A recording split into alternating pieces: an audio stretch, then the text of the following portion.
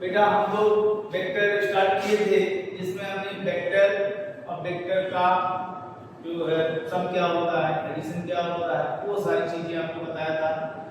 वेक्टरों का वियोजन क्या होता है उसको भी हमने आपको बताया, याद है। अब रही बात ये बेटा कि अगर आपके पास कोई वेक्टर है दिया हुआ है तो उसमें कुछ छोटे छोटे क्वेश्चन आते हैं सिंपल, उसको जान ले, उसके बाद हम लोग वेक्टरों का गुणनफल कर वेक्टर। देखिए एक सिंपल सा क्वेश्चन ये पूछा जाता है कि एक वेक्टर है, मान लीजिए वो आपका है 2i + 3j + 6k, 2i + 3j + ij के समझते हो। देखिए जब आप वेक्टर बनाते हो x y z तीन एक्सिस होते हैं तो x एक्सिस की डायरेक्शन में i, y j और यहाँ ij की होगा। तो ये कंपोनेंट देखिए 2 है और j y है 3 है और z पर, तो आपसे पूछा जाता है इस वेक्टर का मैग्नीट्यूड परिमाण क्या होगा। तो हमसे जो पूछा गया परिमाण क्या होगा, यानी mod of A vector.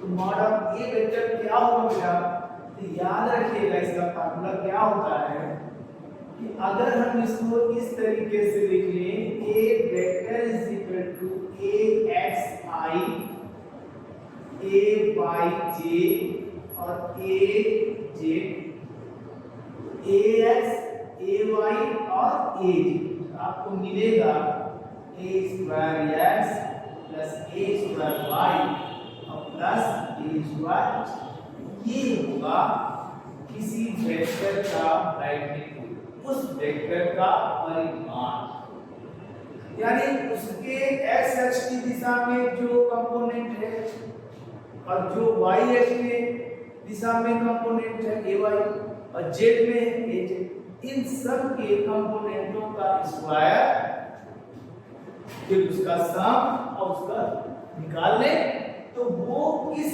Vector का मैग्नीट्यूड बताएगा, परिमाण। दूसरी चीज आपसे पूछी जाती है एकांक वेक्टर। एकांक वेक्टर यूनिट वेक्टर, एकांक वेक्टर मतलब यूनिट वेक्टर। इसका मतलब एक ऐसा वेक्टर जिसका जो मैग्नीट्यूड हो, जो परिमाण हो, वो कितना हो, 1, उसका मैग्नीट्यूड कितना चाहिए, परिमाण। इसका मतलब यूनिट वेक्टर अगर हम एक कैरेट लेंगे तो इसका मैग्नीट्यूड 1 कब आएगा। देखिए यूनिट वेक्टर का मतलब हो गया ए वेक्टर और मॉड ऑफ ए, यानी किसी वेक्टर में उसके परिमाण से, मैग्नीट्यूड से डिवाइड कर दिया जाए तब जाकर के आपको उसका यूनिट वेक्टर आए। तो जो हमारा क्वेश्चन था आज के दिन में, हमने क्या पूछा था कि एक वेक्टर है हमारा ये एक 2i + 3j + 6k, ये वेक्टर है। तो इसमें पहली बार इस वेक्टर का मैग्नीट्यूड क्या होगा तो हम लोग निकाल देंगे ना बेटा। तो देखिए ax = 2, ay 3, az तो क्या मिलेगा 2 का स्क्वायर + 3 का स्क्वायर + 6 का स्क्वायर, तो आपको मिल जाएगा 4 + 9 + 30, कितना होगा, देखिए 13 हो गया है ना। तो आपको मिल गया 49, यानी मिला नहीं मिला। इसका मतलब हुआ कि उसका वेक्टर का जो मैग्नीट्यूड होगा, जो परिमाण होगा, वो आपस, और जो दूसरा यूनिट वेक्टर की बात किया है ना एकांक वेक्टर वो क्या होगा? एकांक वेक्टर जो होगा वो होगा आपका ए वेक्टर, मतलब कितना 2i plus 3j plus 6k upon mod of A का मॉड कितना है, यही है ना बेटा, इसी को तो हम मॉड ऑफ ए बोलते हैं। मॉड ऑफ ए कितना है 7, तो हमारा यूनिट वेक्टर जो होगा हो जाएगा 2/7i 3/7j और 6/7, ये आपका यूनिट। तो वेक्टर का परिमाण कैसे ज्ञात करते हैं और वेक्टर का से यूनिट वेक्टर कैसे निकालते हैं, ये भी आप पूछेंगे। ठीक, अब हम लोग चलते हैं वेक्टरों का। तो बेटा आप लोगों ने मैथ में वेक्टर आपने पढ़ लिया है या पढ़ रहे होंगे या इंटर में भी आपने पढ़ा होगा, तो वेक्टरों का कैलकुलेशन जो है वो सब आपने मैथ में पढ़ा। यहाँ हम सिर्फ उन चीजों की बात कर रहे हैं जो हमारे यूज में आए, वो पॉइंट है। अब वेक्टरों का गुणनफल, तो देखिए वेक्टरों का जो गुणनफल होता है वो दो तरह से होता है। वेक्टरों का गुणनफल दो प्रकार से होता है, एक होता है वेक्टरों का डॉट प्रोडक्ट और दूसरा होता है वेक्टरों का ग्राफ, यानी वेक्टरों का अदिश गुणनफल और दूसरा होता है वेक्टरों का सदिश ना बेटा। देखिए सबसे पहले वेक्टरों का अदिश गुणनफल, अदिश डॉट, यानी दो वेक्टर दो सदिश राशियों का गुणनफल एक अदिश राशि प्राप्त हो। दो वेक्टरों का मल्टीप्लिकेशन हो तो जो फिजिकल क्वांटिटी आए वो स्केलर हो, तो उसको हम वेक्टरों का अदिश गुणनफल कहते। जैसे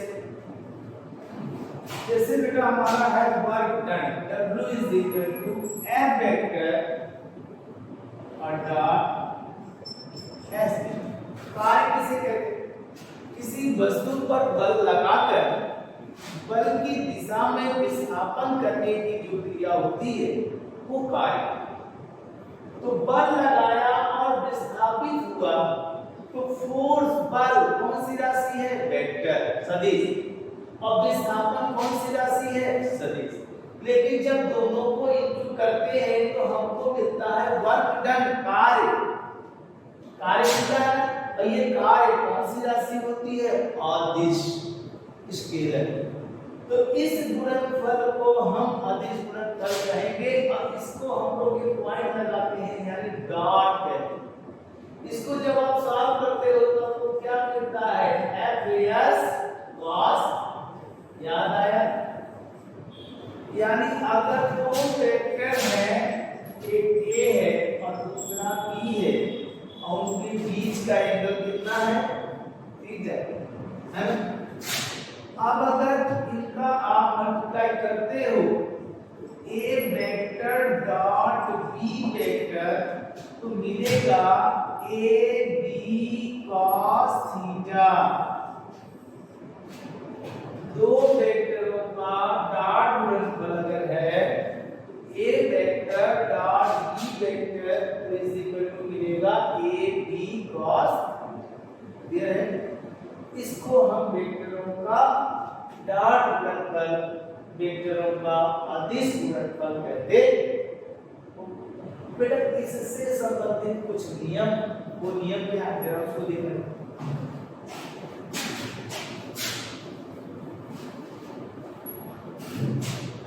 पहली बात ये है कि वेक्टरों का अदिश गुणनफल क्रम विनिमय नियम का पालन करता है। वेक्टरों का अदिश गुणनफल क्रम विनिमय नियम का पालन करता है। कहने का मतलब अगर इनके क्रम में कोई अंतर आ जाए तो कोई फर्क नहीं पड़ेगा। क्यों नहीं पड़ेगा? बात देखो, A डॉट B लिखो या आप B डॉट ए लिखूं, कोई दिक्कत नहीं। क्यों? देखो A dot B, A B, लेकिन अगर आपने बी डॉट ए लिख दिया होता तो A B cos minus theta, direction बदली तो cos माइनस थीटा, यानी इधर जो एंटी क्लॉकवाइज था है ना, वो क्लॉकवाइज, तो जो पॉजिटिव था नेगेटिव, और cos में माइनस थीटा पढ़ने में पढ़ा होगा, cos minus theta is equal to cos theta, यानी आपको यहां भी cos minus theta is equal to cos theta. देखो ये और ये बराबर है, इसका मतलब a डॉट b और b डॉट a में कोई अंतर, a dot b is equal to b dot a, यानी अदिश गुणनफल क्रम में नियम का पालन करता।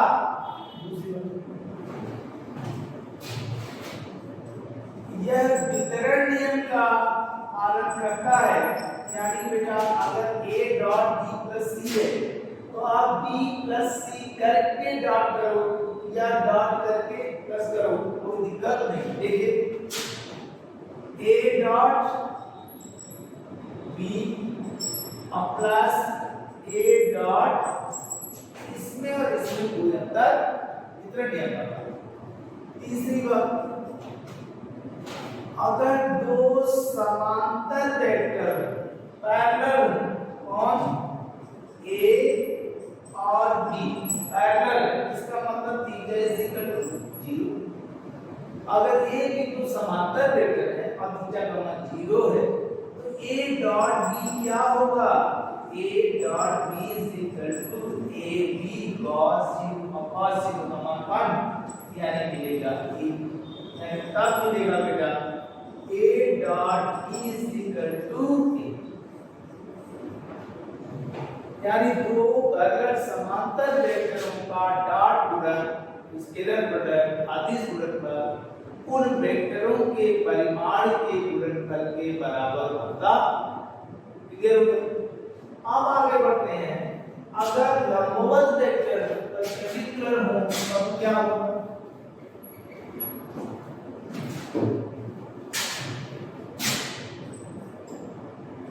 A वेक्टर और B वेक्टर परपेंडिकुलर हो, इसका मतलब है कि theta is equal to 90 degree है, तो उस समय A dot B is equal to A B cos 90 होगा। अब cos 90 का मान आप जानते ही 0 होगा, तो यहाँ पर आपका आंसर क्या होगा, यानी A dot B is equal to 0। यानी दो वेक्टर अगर एक दूसरे के परपेंडिकुलर हैं, लंबवत है, तो उनका गुणनफल डॉट गुणनफल 0। ठीक, आगे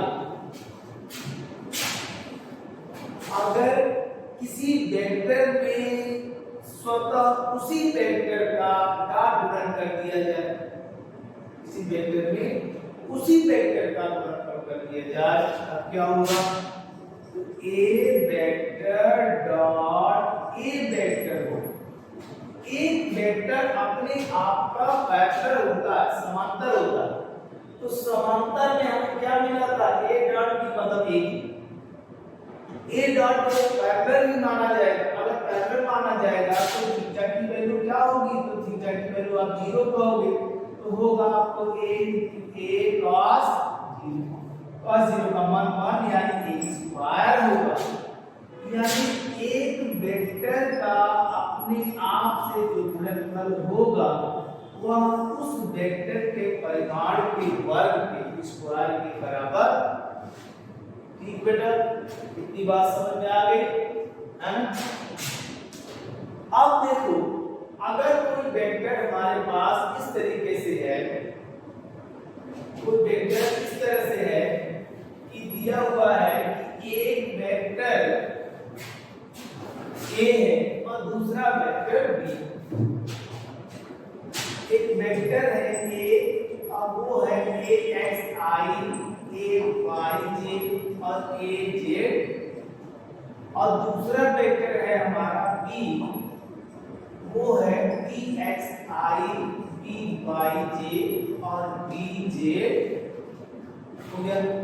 तो ऐसे में अगर आप ए वेक्टर डॉट बी वेक्टर करना चाहते हो तो आप कर लो, कोई दिक्कत नहीं होगा।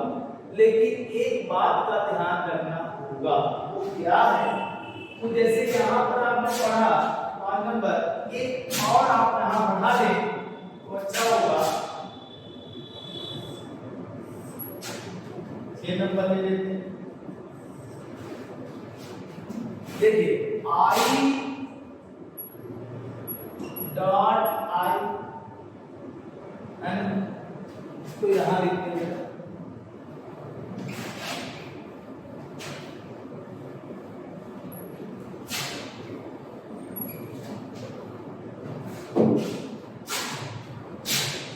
आई dot I, J dot J, A dot is equal to क्या हो जाएगा?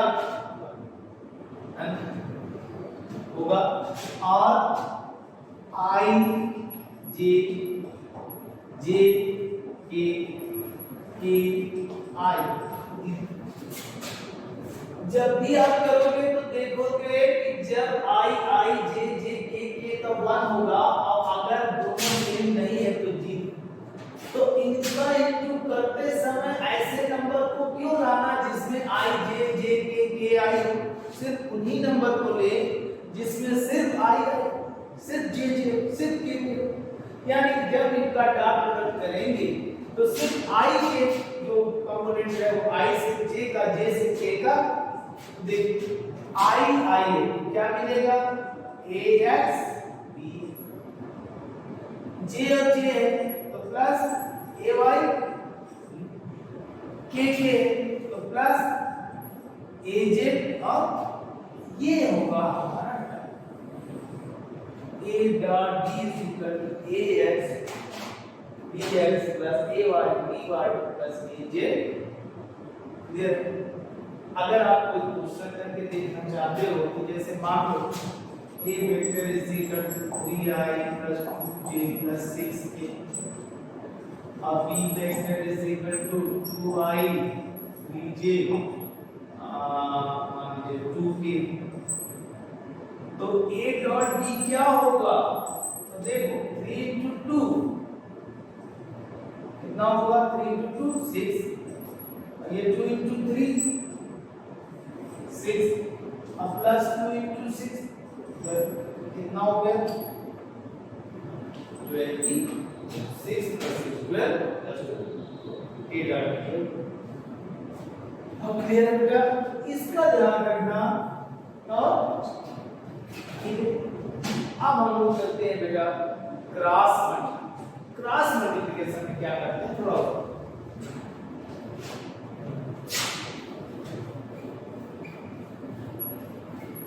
अगर दो वेक्टर हैं और उनका गुणनफल करते हैं हम लोग, तो वेक्टरों का गुणनफल अगर वेक्टर आ जाए, दो सदिश राशियों का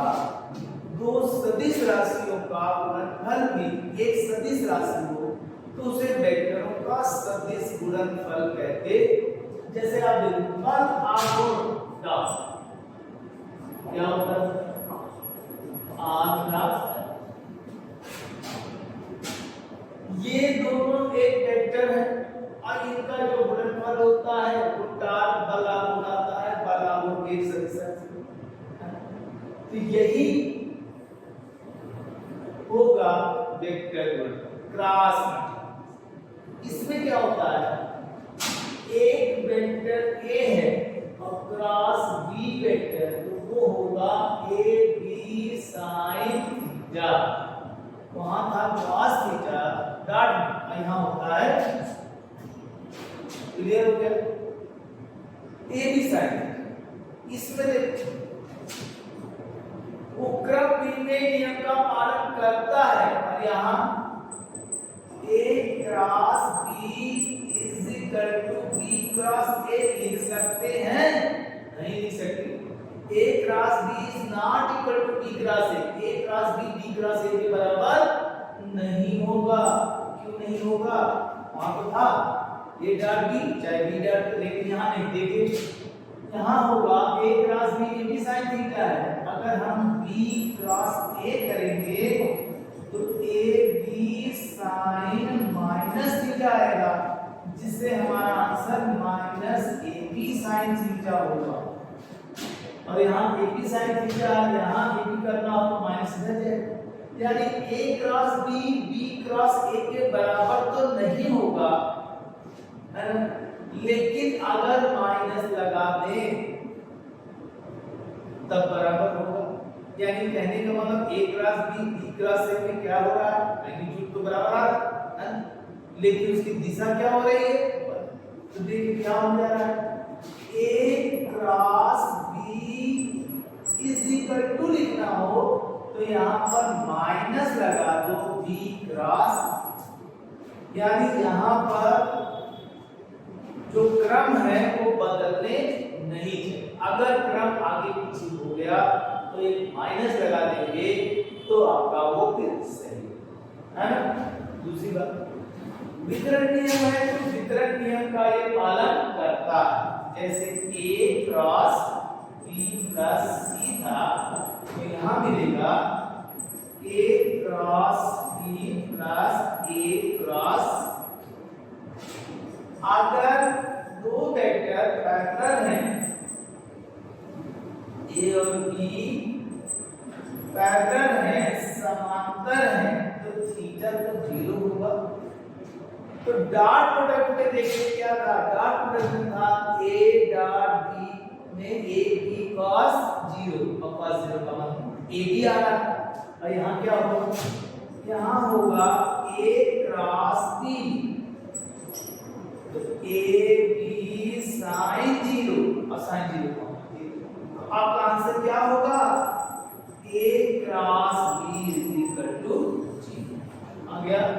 यानी वहां जो पैरेलल में आ रहा था वो यहाँ परपेंडिकुलर पे आएगा, और परपेंडिकुलर में था वो पैरेलल है ना। वहां 0 आता था जब दोनों वेक्टर एक दूसरे के लंबवत, और समांतर में a b आता था, जबकि यहाँ पर आपका a cross b is equal to क्या आया। आगे बढ़ो, अगर अगला स्टेप देखा जाए तो इसमें हमारा आएगा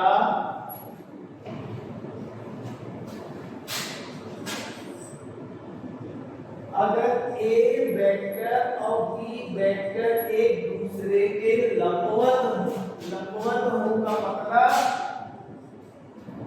थीटा 90 डिग्री हो, और जब 90 डिग्री होगा तब आपको मिलेगा a cross b is equal to अगर ab sin 90, यानी तब मिलेगा a cross b is equal to sin 90 का मान 1, यानी तब मिलेगा आपको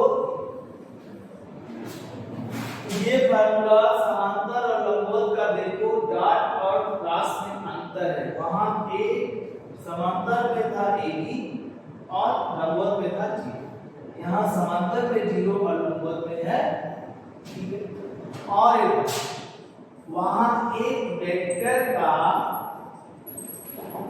दूसरे वेक्टर से डॉट प्रोडक्ट a स्क्वायर, और यहाँ एक अपने आप का पैरेलल है, और पैरेलल में क्या आना है 0, a into a रहेगा तो आंसर क्या होगा 0।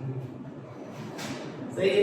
आगे 6 नंबर देखो, वहां था i डॉट में क्रॉस करो, i cross i, j cross j और k क्रॉस k। वहां था i j j k k is equal to कितना 1, और यहाँ a 0 आ रहा है, i भी तो 0 होगा, j j भी तो 0 होगा, k k भी तो 0, यहाँ सब 0 है।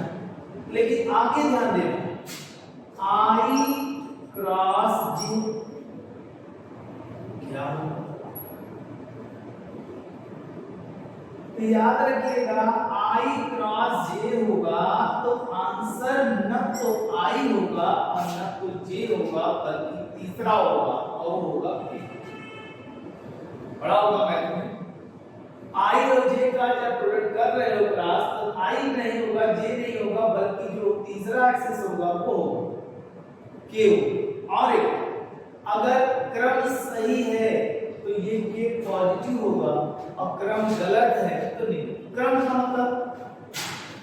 मतलब बेटा ये I के बाद J होना चाहिए और J के बाद K और K के बाद अगर सीक्वेंस में अंतर आएगा I क्रॉस J हो या माइनस J क्रॉस I तो दोनों की वैल्यू ऐसे ही J क्रॉस K हो या माइनस K क्रॉस J हो तो आंसर होगा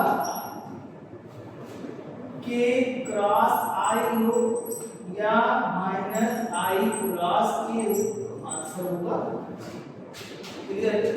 अब बेटा लास्ट, अगर दो वेक्टर है और उनका क्रॉस मल्टीप्लिकेशन करना हो तो उसका जो तरीका होगा बेटा, जो तरीका होगा वो आप लोग मैथ में पढ़े होंगे A क्रॉस B को, तो आप चाहो तो इनका प्रयोग करते हुए सॉल्व कर सकते हो, लेकिन बहुत लंबा बड़ा होगा और आपके पास इतना टाइम नहीं हो। तो उसके लिए आप लोग वहां याद करो, आप लोग शायरी पढ़ो, वो क्या होता है थोड़ा याद दिला दे, आपको याद तो होगा ही। देखिए A vector is equal to AXI AYJ और AZ और B vector is equal to BXI BYJ और BJ।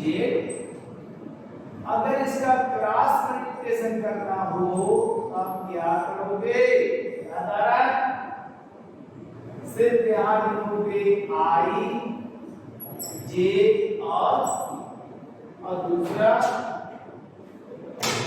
जो ये कंपोनेंट होंगे AX AY AZ, तो AX AY AZ है ना, I J और नीचे BX BY और ये होगा। इसको सॉल्व करना तो आप लोग अच्छे से जानते होंगे, मैथ से स्टूडेंट हो आप और मैथ अच्छी होगी और जानते होंगे उम्मीद है, लेकिन फिर भी एक बार देख लिया जाए क्या करना हो। देखिए सबसे पहले स्टार्ट होगा, जैसे आपका होगा प्लस, ये माइनस पर I है, इसको हम क्या करेंगे? प्लस में लेंगे, है ना, I। जब I लेंगे तो ये और ये हिस्सा, ये और ये हम क्या करते हैं? छोड़ो ऐसे। याद आया? फिर इसको अब फिर माइनस, तो क्या मिलेगा बेटा? AY BZ और माइनस BY A हो गया, I का हो गया। अब I के बाद हमको कहां जाना है? I के बाद हमको J में जाना है, ये प्लस में भी जाना है, तो ये माइनस, तो ये आपका होगा माइनस J। अब J लोगे तो आप इसको छोड़ोगे और इसको छोड़ोगे तो बचेगा क्या? ये बचेगा AX BJ, मिलेगा आपको AX BJ minus BX A हो गया। अब आप K लोगे तो प्लस माइनस फिर प्लस, तो A होगा और आंसर फिर ये देखो, ये जोड़ोगे और ये चार बचेंगे तो मिलेगा आपको AX BY minus BX A। इसको आप वैल्यू रख दोगे और इसको आप सॉल्व कर दोगे तो आपका जो है क्रॉस मल्टीप्लिकेशन का ये आपका, ठीक है। तो बेटा हमको पढ़ाना था प्रोजेक्टाइल मोशन, चेक करें और प्रोजेक्टाइल मोशन में या आगे भी न्यूटन का वर्क और एनर्जी जो कि पढ़ाएंगे उसमें हमें आपका जो है इस वेक्टर के फार्मूलों की आवश्यकता है, इस वजह से हमने निकाल दिया है ना। बाकी आपने वेक्टर मैथ में पढ़ा होगा, ठीक है, जहां हमको जरूरत पड़ेगी वो फार्मूलों की जरूरत पड़ेगी, है ना, इस वजह से हमको ये, तो ये आपका क्लियर हो गया वेक्टर, ठीक है। तो बेटा आपको हमको जो है वेक्टर और वेक्टर से जुड़े हुए जो पोर्शन है उसकी तैयारी हो। इसके बाद हमारे पास जो हम दूसरे वीडियो में आपको स्ट्रेट लाइन मोशन, सरल रेखीय गति के बारे में 1D आपको बता दें। अब हम आपको 2D पर आएंगे, जिसमें हम आपको प्रोजेक्टाइल मोशन हुआ, सर्कुलर मोशन हुआ, है ना, इसका हम स्टार्ट। तो अगला जो वीडियो होगा बेटा वो 2D का होगा, प्रोजेक्टाइल मोशन होगा, और इस वेक्टर का फार्मूला आप याद रखिएगा, बाद में आपको बताया, इसका एप्लीकेशन लेते हुए 1D मोशन से 2D मोशन पे आते हैं। ओके बेटा।